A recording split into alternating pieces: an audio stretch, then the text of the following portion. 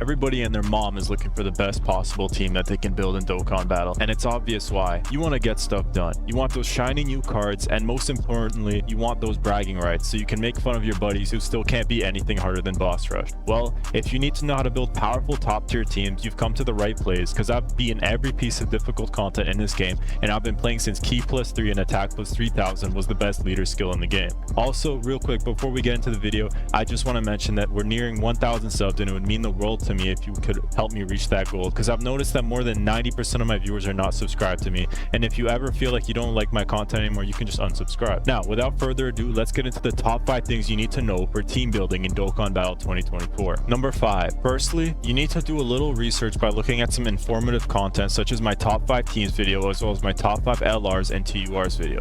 This should only take 15 minutes in total to do and will let you know if you own any of the best leaders or cards in the game. The point of doing this is so that you can figure out who to build your team around, and after the New Year's banner, I feel like 90% of you should at least own one of the mentioned cards. But even if you don't, this video will still help you. In this age of Dokkan, we are always looking out for the most reliable defenders, meaning cards with good damage reduction, guard, or built-in dodge are very valuable, especially dodge, which is proven by the fact that people still run cards like Invisible Man, Int Hercule, and Tech Caulifla as filler cards. Another valuable skill is being able to build up to a very high level of defense quickly, like Orange Piccolo and Tech World Tournament Goku, and even EZA AGL Team Gohan. Most of the time, if your goal is to take on hard events, you want a team full of guys who can either take heavy hits or dodge dangerous attacks. Unfortunately, if you're a returning player, we're reaching a point where it's just better to make a new account if you're a free-to-play player, since a lot of cards have aged out even with EZAs, so you might as well give yourself more stones to farm and more chances to pull new units that can actually help you. Trust me, I had to do the same, and it hurt to let go of some of the progress, but it's like starting a race 100 steps behind. But number 5 is to do a little research and build your team around defense instead of offense. Moving on to number 4, we've got link leveling and link skills in general. Just like in sports, if you've got a bad team chemistry, it doesn't matter how great your team is if they can't work together. Even if you've got a super stacked lineup of cards, having those extra percentages of key, attack, and defense can make up the difference in value of card. Brainiacs and big bad bosses are a few examples of some really strong link skills that can be game changers for certain cards. But what's even better is when you can actually use the link on a card that's already good, like LR Bulma, LR Orange Piccolo, or even Int World Tournament Jr. These cards already perform at peak level for free, but then they get this huge bonus like 20 to 30%, and it can benefit you when facing a tough boss. But make sure those links are leveled up, because it does make a big difference in the card's performance. A good website that I have mentioned before is Dokkan.team, because it can show you all the best link partners and options for your team based on your leader and other cards you've already picked. It even shows how many links are shared and what bonuses they give. Number 3 is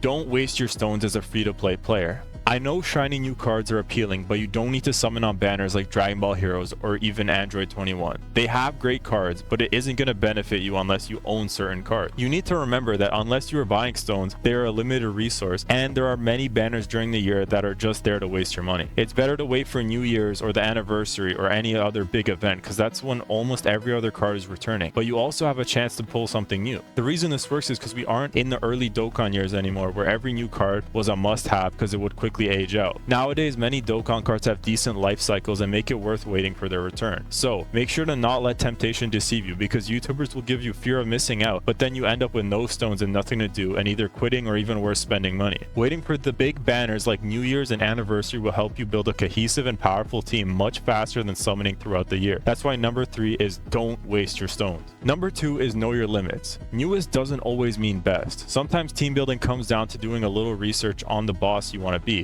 Like for example, Merge Zamasu. He launches Ki Blast supers for his first phase that do massive damage. That means unless you have someone like Future Gohan who can just tank it, you need to look for units who can either evade it, counter it, or nullify it. Once again, I'm going to bring up 23rd World Tournament Goku, because he can nullify the attack, but still also stands a good chance of surviving the attack when fully built up. Another good card is Kai Goku.